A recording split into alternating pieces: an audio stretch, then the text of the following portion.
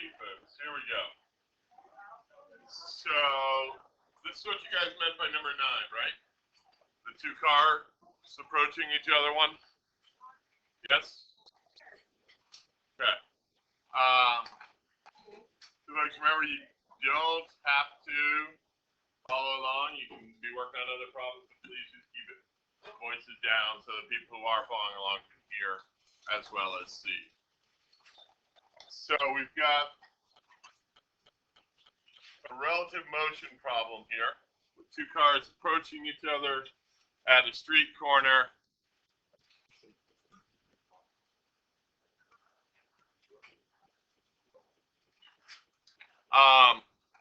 So you got these two cars approaching each other at a right-angled corner.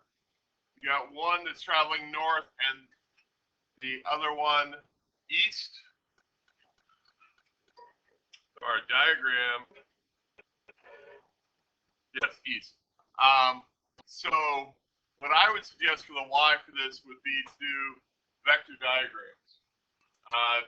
Do one from, we already have one here from the frame of reference of the Earth, but they ask us what is the speed of car 1 as seen by car 2, and the direction of that, and the direction of car 2, and the speed of car 2 as seen by car 1. So I think a good idea for the y would be to do a vector diagram from each of the cars' frame of reference. So this is number 9. I think it's called two cars something. Yes? All right, so let's go from car number 1. And car number 1 is in the Earth's frame of reference heading north, right? So from car 1's frame of reference, we see the Earth heading south. So velocity of the Earth as seen by car 1. And we see car 1 not only sees car 2 moving east, but also sees them moving south. So maybe I can draw this a little bit bigger. That'd be the velocity of the Earth as seen by car 1.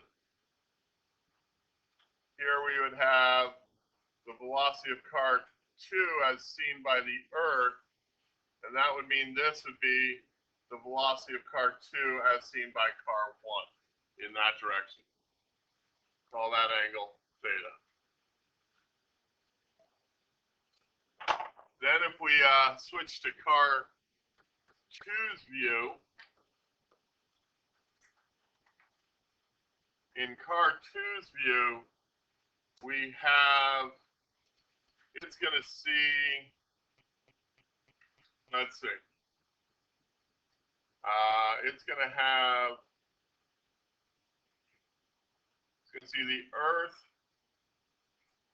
moving this way, right? It will see, that's the velocity of 1 as seen by the Earth. And so those would combine to be a velocity in that direction of 1 as seen by 2. Let's make sure, before I mark that angle, I want to see what angles they ask for. They ask for, in part B, they ask for what relative direction west of north. See if I picked west of north. No. What did I pick? I picked south of east. So west of north would actually be this angle here. That would be west of north, right? That's a weird angle to ask for. What if they meant south of east? We'll do it and see. And then in the second one, they asked for south of east. I almost wonder if they labeled them wrong. South of east would be this angle here.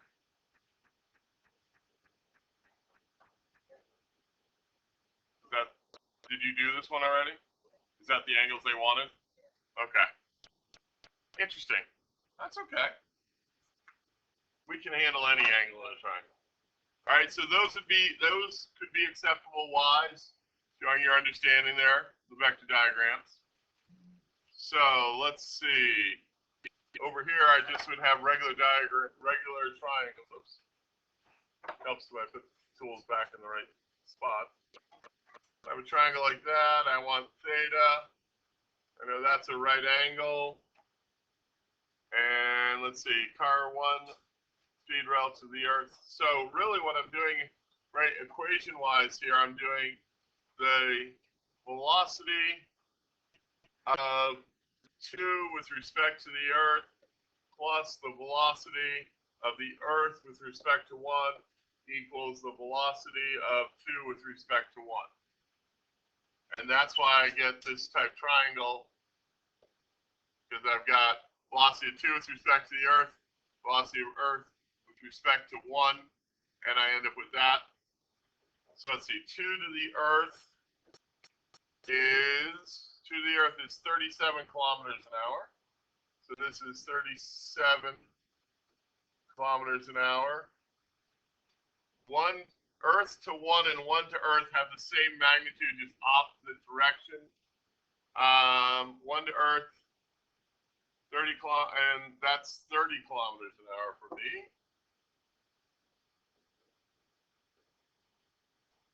And so I want to know V here, which is V to 1, magnitude of it. You guys are noticing the subtles like that doesn't have a vector symbol on it, but it's just magnitude. But the equation has vector symbols because I'm adding the vectors together. And so, little Pythagoras, right? V to 1 squared equals 30 kilometers an hour squared plus 37 kilometers an hour squared. So V to 1. All my lovely right angle trig, right? So 30 squared plus 37 squared, square rooted. I get 47.6 kilometers an hour. Even though it's Monday, I'm going to be optimistic. Yep, I did the square root of it. And then I'm going to do tan of theta equals opposite 37 kilometers an hour over adjacent 30 kilometers an hour. And so I end up with the theta equals, so I do my inverse tan or my arctan, right? 37 divided by 30. I get myself 51.0 degrees. Let's see if those are correct. Wait, so you just divide those and then get the inverse? Yep. Yep. So I got both A and B correct. This is why it's always good to check and see, hey, what angle do they want? Because, you know, at first I was thinking always the angle at the base of the vector, but they wanted the other one in the triangle. That's okay, right? We could do the other one. The other way to think about it is that angle is the same really as this exterior angle, right? That interior angle is theta, that exterior angle is theta. Just like if we looked here, this angle out here is also theta, right? Something like alternate angles of parallel lines, something like that, interior, exterior. All those fun geometric things that you guys know. So do the same thing for number 2, right? I'm going to end up with V21 squared equals whatever my VE2 is plus my V1E squared. Find my V12. Oops, I said 2-1, didn't I? V12 here. And then do the same tan function. My tan of theta, my opposite in this case is V1E. And I've got VE2 as my opposite. So exact same thing again. All right. How should the magnitudes compare? Well, let's look. We've got two right triangles which have the same legs. How do you think the lengths of their hypotenuses compare? The same. Yeah. And then, oh look, wait a minute. Those are similar triangles. And the theta has just switched positions. Oh. Wouldn't this theta just be 90 minus the other theta? Darn that geometry coming back to plague me. Said with a smile on his face.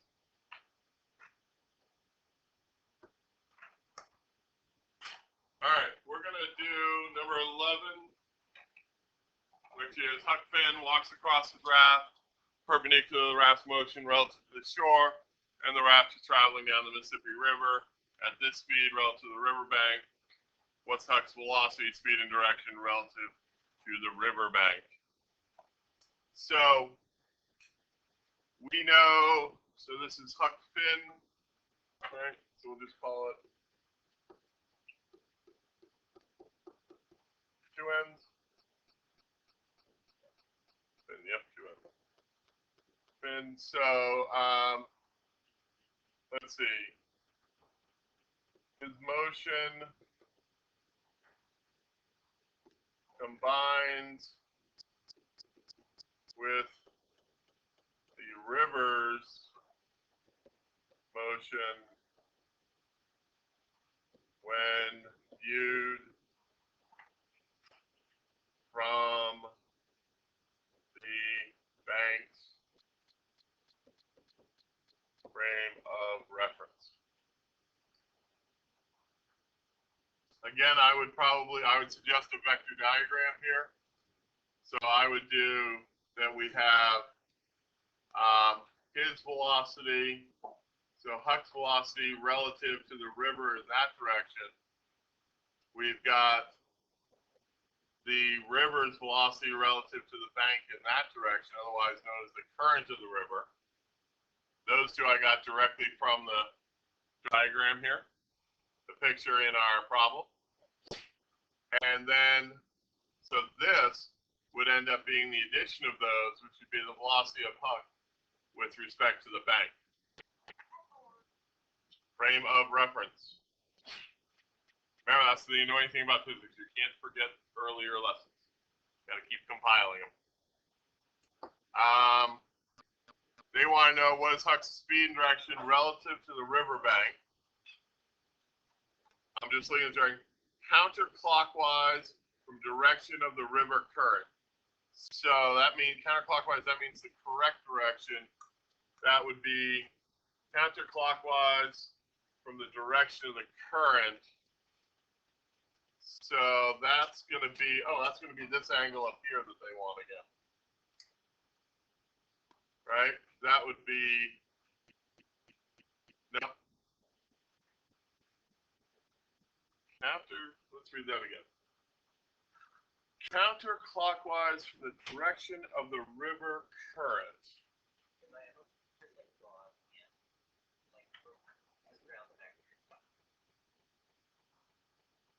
Oh, I see what you're saying. Draw it like this. Draw a cross up, and then draw this. But that's still, see where this is the river's, oh yeah, okay, so they're asking for this angle theta in here. Oh, okay. and same relationships, right? Yeah, so a lot of times it just depends upon how you, which one you draw first. That makes more sense. All right, so let's see. Let's do the speed first. So I'm just gonna redraw this over here so I can add.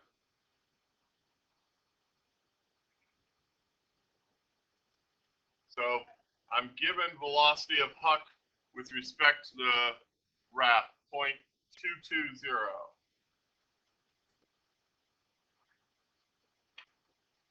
And the raft with respect to the bank, 1.23.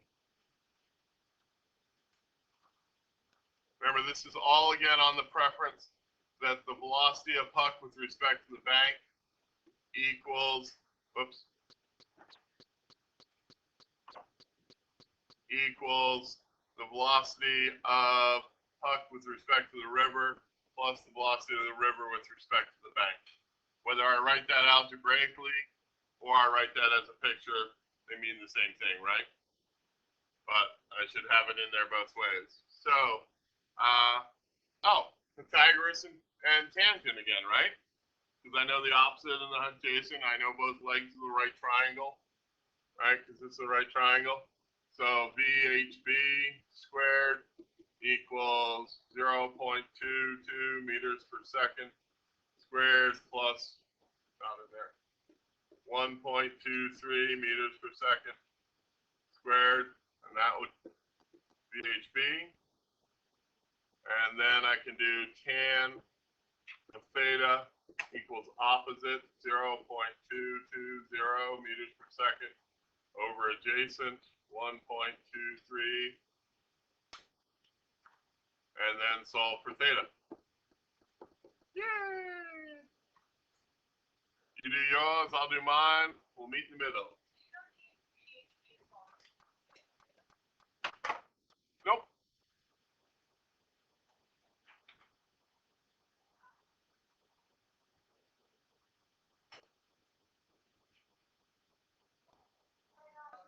All right, so we're going to do the shortstop one, number 6, I think. All right, so playing shortstop, you put a ground ball towards second base. The ball is thrown horizontally. The speed of this directly towards point A. When the ball is caught point B, how far were you from the second baseman? And what is the distance or vertical drop from A to B? All right, so in this one, we'll call it number 6. I would start off with showing that I knew that the baseball is a projectile. So what does that mean? Horizontal speed doesn't change. Parabolic path. Only thing influencing it is the force created by gravity.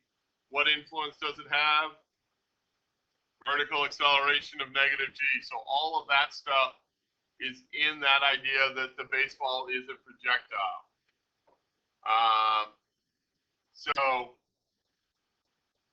you could add all that stuff, horizontal, blah, blah, blah, acceleration, right, parabolic, all of those things you could show your understanding of that. Bless you. So let's, what's the one thing that the two share in common, though? What does the horizontal and the vertical share in common? Time. So so the horizontal and the vertical time is gonna be what allows me to go from one to the other. So in this one, we don't know how far we were from the second base, right? But it tells us it takes 0.48 seconds to get there, so we already know what connects the two. So we actually could do these in either order because it has that 0.48 seconds to move horizontally, and it has that 0.48 seconds to fall down vertically. So I guess I'll choose to do the horizontal part first. Start off with my general equation, leaving off the delta just because I'm writing small. Horizontally, I'm going to call the point it ends up at 21. I don't know where it ends up. I'm going to call that D. It starts, I'm going to call that at 0. So initial velocity is 21 meters per second. Time is 0.48 seconds. I don't need that whole second part because it's not accelerating, right? Horizontally. So, and then I switch over to my vertical side. I say, well, vertically, I'm going to use the exact same equation.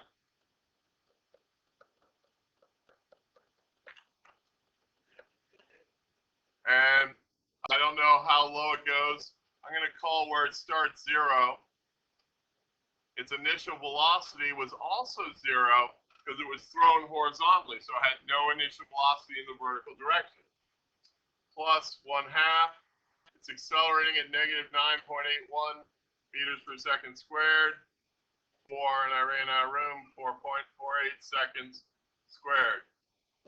Solve for D, and we could even call that dy as we called this one. We could call that one dx. There you go.